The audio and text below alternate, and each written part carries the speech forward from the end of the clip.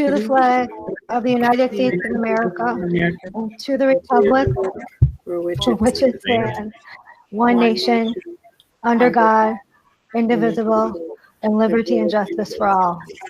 Thank you. I think that goes better when Stephanie does it. All right, then I'll have Stephanie read our mission statement. Oh, sure. Good evening, everybody. Through combined efforts of students, staff, parents, and community members, our mission is to foster the confidence, knowledge, cognition, and character necessary to instill a strong work ethic, to create an environment of tolerance and respect, and to ignite an attitude of inquiry and enthusiasm for learning that will enable students to become productive, responsible citizens. Thank you, Stephanie. Motion to accept the agenda. Motion, Mr. King, second, Mrs. Hubley. All in favor? So moved. President's messages, just a reminder, we'll be all meeting on Saturday morning at 9 a.m. With Dr. Kilborn presenting for us. It should be a very informative session, and as far as I know, it's casual, right, Dr. Shelman? Okay. Correct. I did not receive a BOCES representative report from Dr. Purcelli, so there is none this evening. Committee reports, Mrs. Albright, do you have anything from policy? No real update. We haven't met since, I think we met quickly in December, but no, I don't really have anything to bring up. Okay, thank you. Mrs. Hubley, anything for survey communications? No, we didn't meet tonight. We're going to meet before next month's board meeting. Okay. Mr. Carmen, anything new on transportation? Not at this time. Not like Chris, and we'll be having another meeting, hopefully, if everything goes planned prior to the next meeting. Okay. Mr. King, anything with health and safety? I had a brief discussion with Joanne. We're looking to do a little look at the psychology of what's going on, and we're trying to get the right people involved to attend that meeting. So we're just waiting to gather that information, and then we'll probably do a Google Meet. Okay. And Mrs. Jordan, facilities? No, we did not meet this month. We postponed to February's meeting. Okay. Moving on, consent agenda 3.2, 3.3. Can I get a motion? Motion, Mr. King, second, Mrs. Albright. All in favor? Aye. So moved. Jackie, I apologize. We didn't meet in December. We're meeting in January. I have no idea what month it is anymore. So I'm right there with you, Michelle, right there with you. 3.3 CSE reports. Can I get a motion? Motion, Mrs. Jordan, second, Mrs. Albright. Any questions? All in favor? So moved. 3.4 approval of meeting minutes dated December 1st. Can I get a motion? Motion, Mr. Chairman, skip Mr. King. Any discussion? All in favor?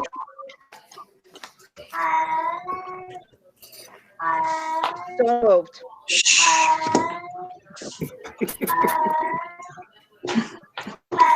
Is that a cat? It is a cat. Sorry, she's getting old and senile. I just had to clarify. Well, I was thinking maybe she wanted to have some discussion about previous minutes. Okay, moving on, 4.1, capital 3.5, update. Jackie? 3.5. Oh, 3.5, okay. I told you I'm having a rough one today. Approval of meeting minutes for December 15th. Can I get a motion? Motion, Mrs. Jordan, second, Mrs. Albright. Any discussion? All in favor? Aye. So moved. Now, old business. Doctor? Yep, so the phase 1 of the capital project is just about complete. They found a couple of items that they missed. I don't know how that happened, but they did. So they're coming back this week.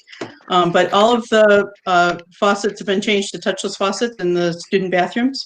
So touchless toilets, touchless faucets, and automatic release paper towels. So we are good to go in the student bathrooms.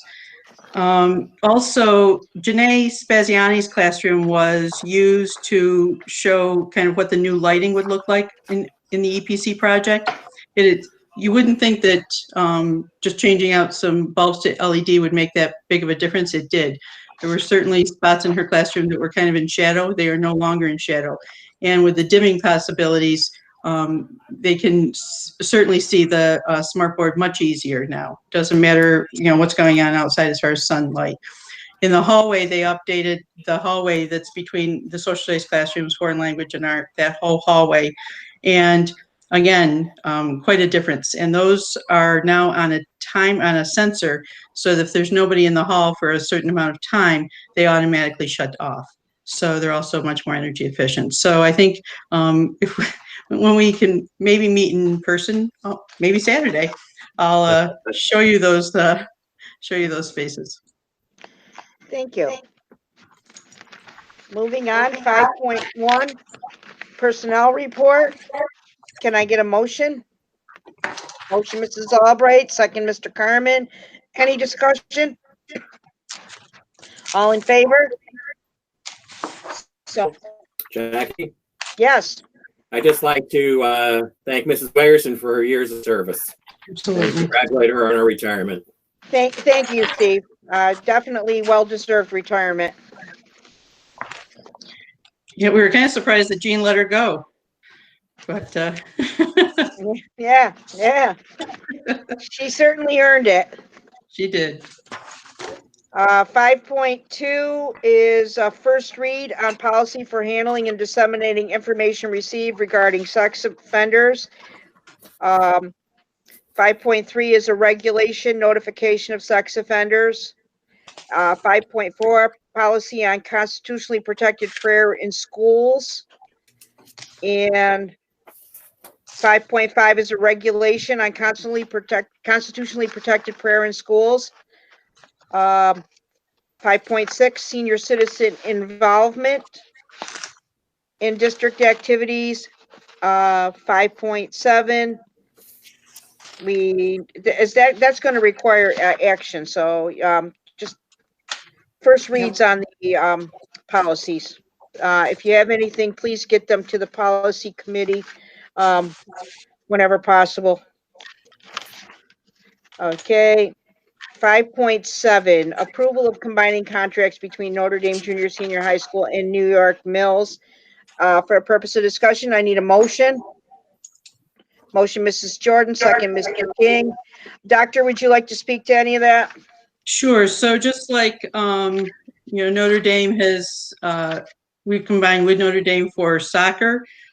This is about Notre Dame coming over and combining with us for volleyball. Right now, it's kind of at the discussion level because there's no dates. There's no start dates of any sort for volleyball. It's considered a high-risk sport. But this is kind of in anticipation, if we do have some type of modified season, that the Notre Dame students could join us. Okay, all in favor? I just have a question. Did we do this I'm last sorry. year? Did we do this last year for volleyball? Mm-hmm. Okay, Yep. I thought so. I couldn't remember. Yeah, we have to do it every year. Okay, call the question. All in favor? So moved. 5.8, resolution to approve the memorandum of understanding. Recommended action approval of New York Mills Union Free School District emergency closure MOU. Be it resolved that upon recommendation of the superintendent of schools, the agreement between the superintendent of schools, New York Mills Union Free School District, 1 Marauder Boulevard, New York Mills, and the New York Mills Union Free School District Employee Union, CSEA, as per the supplemental file, be approved. I need a motion. Motion, Mr. King, second, Mrs. Albright. Doctor, did you want to say anything to that, or we're all set? I think we're all set. Certainly I appreciate the union working with us and coming up with a plan that I think serves both the membership, but our taxpayers well. So I do appreciate their effort on this behalf. Okay, thank you. All in favor? So moved. 6.1, principals report. I don't have a ton to talk about tonight, but we are looking forward to bringing students back on Monday. Today, I met with Dr. Shelmadine and in NICED reviewing our SEP plan, and we spent majority of the time talking about some of the roadblocks that the whole COVID situation has put in our plan and how we are adjusting it to try and meet those needs. Well, certainly everyone appreciates the efforts of all the administrators here. Thank you, Mrs. Facci. Moving on, unless Mr. Dodge has something to add. I didn't really have a whole lot, but I want to say good evening, everybody. The remote model, the transition into the remote model in the elementary building went very, very smoothly. I think the teachers were well prepared, and obviously coming off a spring of learning a lot of the tricks of the trade, it helped to ease that transition. So right now things are going well. We got some minor attendance things that we're working on, but overall very few hurdles. Participation is good, and obviously still looking forward to coming back Monday and in-person learning. On top of that, the transition to, we're working right now on some of the logistical things regarding transitioning back and what that looks like, and some things like Chromebooks and all that stuff, but everything's great. So we're really excited to hopefully get back in the building. Well, thank you, Mr. Dodge. Oh, Mrs. Hubley had a question? Yes, Mr. Dodge, you touched on the Chromebooks. Can you give an update on that? Or Dr. I think Dr. Shelmadine is going to speak to that. If she wants me to defer, I will. I can speak a little bit to it, but it's up to her. I'm going to talk about it, but certainly Okay. I think we'll probably, if you still have questions afterwards, Mr. Dodge will still be on the line, so. Okay, thank you. And thank you, Mr. Dodge. Thank you for everything you and Mrs. Facci have done to make this difficult time a little less difficult. 7.1 in superintendent's report and enrollment update. Yep, so you'll see the numbers there. Actually, since that's come out, we've actually had some students transfer out. So we're down a few students from that point. But essentially, we're holding steady.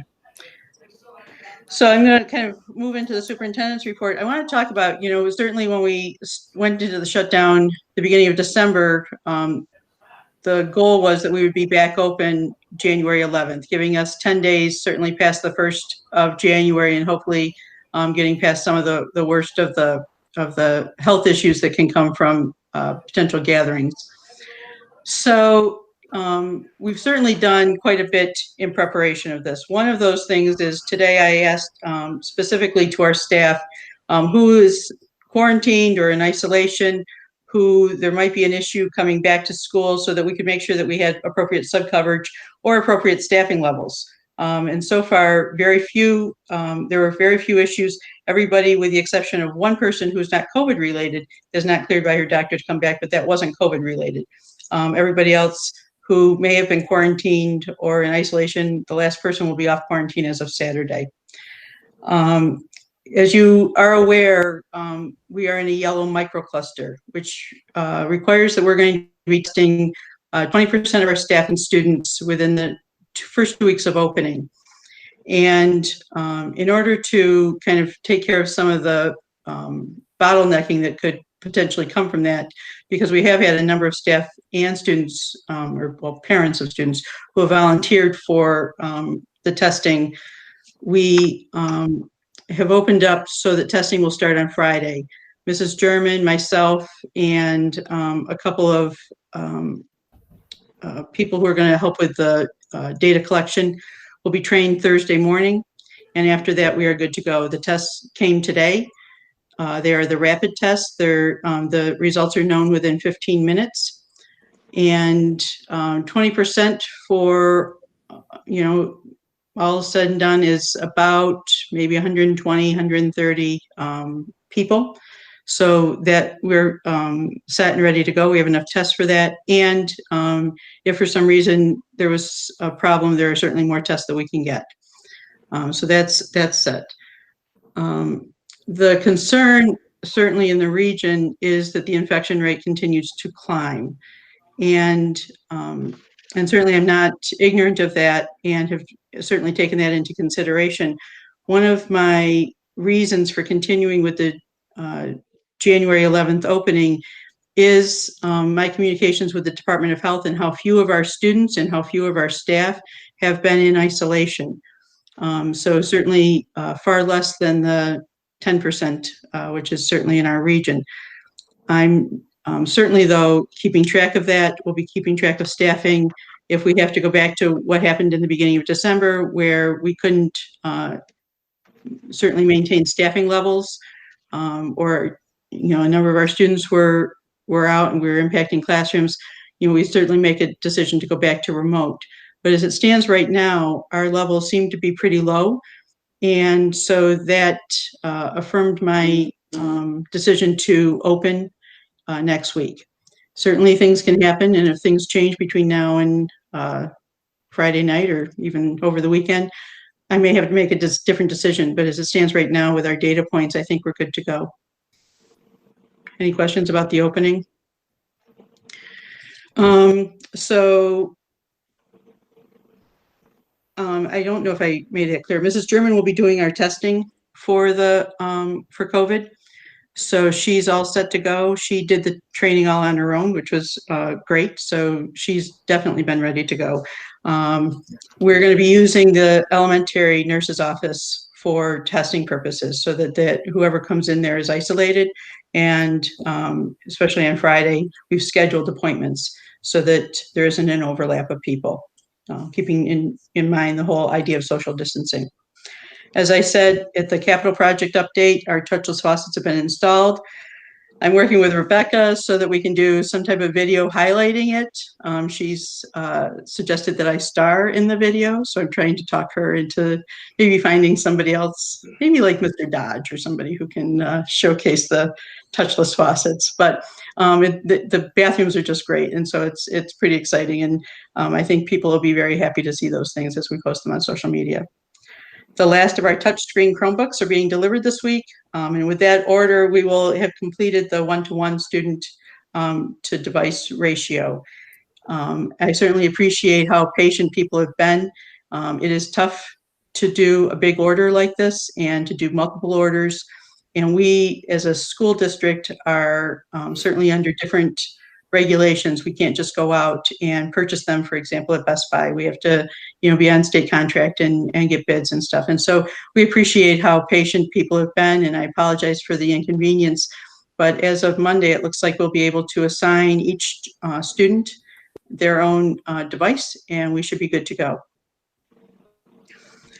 We've been clear about the withholding of state monies since the school year started.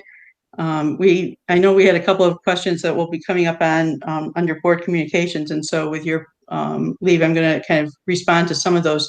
One of the questions we had was about what are we doing to address the monies that have been withheld from the state.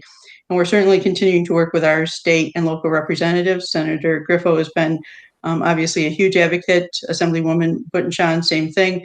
But obviously, monies are tight across the state, and we certainly recognize that. The pandemic aid has not been reinstated. It has been taken, and in fact, more money has been taken beyond the pandemic aid. So Lisa has been in contact with state financing. We're due some grant monies that we were approved for last year that still have not come in. So Lisa has been making a very good pest of herself with state aid financing to get those monies released. I also want to talk a little bit about what we're doing as far as staffing and right sizing when it comes to the budget preparation. As we know, we're heading into budget season. There's going to be a lot of tough conversations, but it's a good time to also talk about some of the staffing changes and decisions that we've made, certainly going forward. Because we are aware of the burden our taxpayers face. And this year, with the increased burden of the pandemic on everybody, we certainly recognize that all of us have to tighten belts. We've already made some adjustments. We did lay off 5 teacher assistants. The non-instructional staff without any duties have been furloughed since December 14th. A music teacher who resigned was replaced by a BOCES itinerant. The district realized savings with cuts to itinerant staff, both in the maintenance department and in English as a new language teacher. And retirements are being scrutinized to see if those positions are still needed given our declining enrollment in our situation. Due to the influx of English as a new language students, however, that joined our district, we did have to go from 2 itinerants to 2 staff members and 1 itinerant teacher in order to maintain the legal services that those students needed. It was not an expense that was anticipated. We never dreamed we would get all of these English as new language students. So we are hopeful that they become fluent in their language and they test out of those services, that we will be right-sizing back in that department again. So we're certainly always going to be keeping track of where those students are as far as needing services. In addition, from purchasing of technology for instruction, additional PPE supplies, additional cleaning supplies, screening devices, the pandemic, just like at home, has placed a large burden on our district finances and our taxpayers. While some of those purchases are considered one-time purchases, there also remains an ongoing cost going forward. Lisa has cataloged a lot of our purchases to apply for FEMA grants. And so we're hoping to get reimbursed for at least some of the expenses that have faced us this year. That's largely what I have. Are there any questions? I don't have any at this time. Anyone else have any? Thank you, Joanne. Thank you. Moving on from the floor, Stephanie, do you have any correspondence from the floor other than the 2 questions that the superintendent already addressed? Yes, I do. Can everybody hear me? Okay. I have my headset on, so that's why sometimes it's not as clear. Okay, so I do have a letter that was sent to me this afternoon from Jean Marley. She says, "Happy New Year to the Board of Education. I hope that the holiday was a healthy and happy one for you all. I wanted to reach out to you all with concerns regarding reopening of our school for in-person instruction next week. The majority of our instructional staff has expressed concern about returning to school with the rising numbers of COVID in our area. The resulting stress on our local resources is a huge concern as well. I would like to advocate for a more conservative approach to reopening our doors for the students to return. We all want to be back in school. We all want our kids in school learning. The potential danger to our students, their families, to ourselves and our families weighs extremely heavily on our minds, however. Thank you for hearing these concerns. I appreciate your attention to this issue. Jean Marley." Thank you, Stephanie, for reading that. Any other correspondence? No, there was no other correspondence other than the questions that Dr. Shelmadine previously addressed. Okay. Moving on, board discussion. Anything for the good of the order? Mrs. Hubley. Yeah, I just wanted to go back to Mrs. Marley's letter that was just read. And I just wanted to ask Dr. Shelmadine, while we certainly understand that there are concerns for people's health, can you just tell us what you have heard specifically from the teachers as far as their health concerns and how our plan is set up? Yeah, so I've not heard anything negative. In fact, I was speaking with a number of staff yesterday who were excited about coming back, and in fact asked if we were still on track to come back. That was their hope. And so I certainly know there's concerns. I'm not ignorant of those, and I'm certainly respectful of those. But I've not heard specific concerns that have come to me or the principals. I had asked early on, prior to even our opening in August and September, if people had specific concerns to let me know, and we could hopefully find appropriate accommodations to make people feel more comfortable. I've heard nothing all year. I can start asking again to see if there's something more we can be doing as a district to make people more comfortable. But I think right now it's a stressful time. We're certainly seeing the numbers going up in our region, and I need, I guess I will continue to keep our focus on what is our data in our district. Thank you. Thank you. Mrs. Jordan. So to kind of continue that conversation, I just want to make sure we continue to move forward just as we were before, that just because we are opening and just because we meet, say we meet the 20%, the rate that is required in order to remain open, if we do see an influx of positive cases that affect our teachers or affect our students, that we will, if have to, go back to the remote model. Absolutely, Mrs. Jordan. We're going to be monitoring that pretty regularly. I will say that testing that we're doing initially is voluntary. We certainly could mandate staff and to a degree, even students undergo the testing. We decided to go with a more voluntary approach. But if, we've exhausted that and we're still seeing numbers come up, or if the level changes, if the governor changes us to a different microcluster of orange or red, red obviously was shut down, and so testing is kind of a moot point. But if for orange, we would, if we still needed more people to test, we would do that. But yes, we're definitely still paying attention to any of the data that's coming out, any of the calls from the health department. We've been pretty instrumental in doing the contact tracing. The health department has been overwhelmed with that. So the school officials have been doing the contact tracing, and we will continue to do all of those things. And I assume that when moving forward, now that we are that 1-to-1 computer ratio, that should at least assist, which is I'm very excited about, at least assist the families to be able to have a Chromebook for the student that would be able to go home with them. Because I know that that was it was tough for the younger grades. So that, at least a positive moving forward. Absolutely. Mrs. Hubley? Yeah, I just wanted to ask too, you talked about the health department, and we know that they had been inundated with work that they had prior. Are you receiving any better results or faster results from them? Do you see that improving? Yeah, actually, there were a couple of cases prior to our shutdown that I notified the health department that we had positive cases. We didn't hear from the health department, where that was not the case over Christmas break. So I did hear who was in isolation, and then we could make some quality guesses of who then in the family would be quarantined. But so yeah, we're hearing a lot more coming right now from the health department.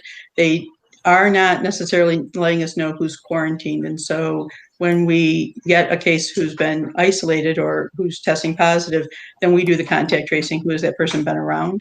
And so then we participate with the health department on identifying anybody else who needs to be quarantined.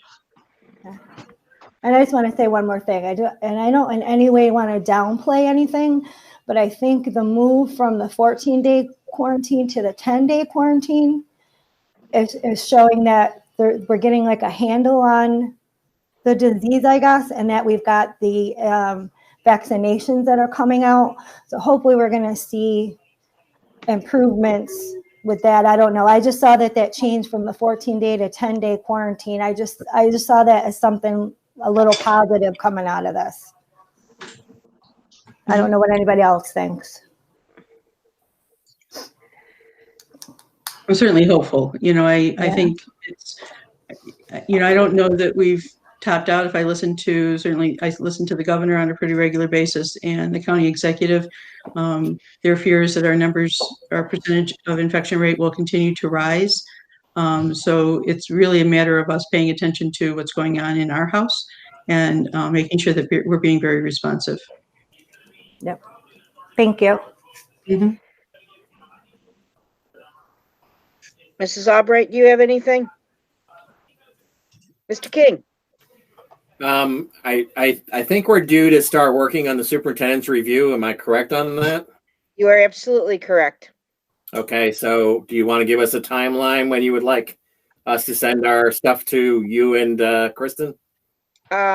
I think we need to have the make sure that we are all on the same page with the evaluation tool that we're using. And then we'll have Stephanie get that out to us by next week. And I'm hoping that maybe we could find enough time by the end of February to have completed that. That certainly gives us enough time for Kristen and I to get together and look at it, and then get together with the board as a whole, maybe looking at maybe last part of March or mid-March, so we could give it to her. So it's timely at this point. I think the big thing is making sure we're on the same page as looking with what tool we're utilizing. And I would like to have further conversation, Chris and I, with Joanne, and asking Joanne what she's comfortable with as her evaluation tool, in fairness to her. And because we all notice there's some things that we don't see and we can't evaluate if we're not seeing it. So it's got to be a fair, accurate assessment, Steve. But thank you for bringing that up, because I do want to make sure that she does get that. And I have a second question. Sure. So any rumors coming out of Albany about what state aid is going to look like this year? Not good. Not good. We're not really hearing anything right now, but the pandemic monies are gone. He's pulled them. I don't foresee those monies coming back. I don't know if Lisa's still on the line and can add to it, but I'm waiting to see certainly what the cost of living ends up being. That's going to either help us, or we're really going to try to figure out and what decisions, because we're going to have to make some rough decisions if the aid is as bleak as we are afraid it's going to be. You're anticipating pretty good cuts then. I know. He's not moved off from his rhetoric of the huge deficit, even though the economy seems to still be doing somewhat well. So he's not changed from his rhetoric, though. Thank you. Mr. Carmen, did you have anything? No, not at this time. Mrs. Jerry? I don't know if Kim was having trouble getting in. Yeah, she was having technical difficulty. Jackie, I have one more. I just wanted to make the kind of a kudos to the chorus and music concert that was done. It was extremely, really creative, and it was kind of a joyful moment. The things that we miss out, hoping that maybe something like that can be done in elementary for the spring concert, something for the kids to kind of have something. It's a little difficult, but I mean, at least while they're in school, maybe something that they can kind of release to parents, because I think that's a really big deal for these kids and for the older kids, to kind of highlight that the arts are still going on, even remotely. And I think it's a really awesome that she did that. So I wanted to. It was. Thank you for bringing that up, Mrs. Jordan. I just had a couple of things, and basically I hadn't planned on anything board discussion until hearing some of you speak. And the fact of the matter is that I probably don't say it enough. I'm pretty privileged to have a board that does think so much outside the box and thinks about different things. And in regards to everything that's happened, I don't think we thank our administrators and our teaching staff and our support staff nearly enough for everything that they've done for our students. I didn't think we realized just how good New York Mills was until we tried to stay open and do what was best for kids as long as we did, not deprive them of the social interactions with other students, not deprive them of what should be the best years of their lives. And while I recognize that we all want to be safe, I know even in my job, and I have to make appointments and keep distance with people, that we're losing a generation, and it scares me. And not only that, these kids are missing so much. And I really, in my heart of hearts, think that there's always going to be something that we're going to be afraid of. But we can't live our lives on what ifs, because tomorrow is not promised to anyone. And we really need to bear that in mind, saying what's good at the moment for these students. Also, another thing that I thought of when we talked about state aids and cuts is we don't know. There's that uncertainty.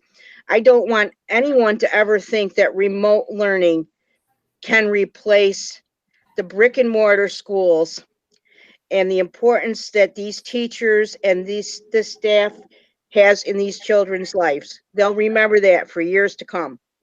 And I think that if we keep pushing that where we need to do remote or we need to be remote, we may put ourselves out of business. People might not see a need for us to be here in existence. I think we can do it. We can do it safely. We've done it. We've shown that we can do it safely.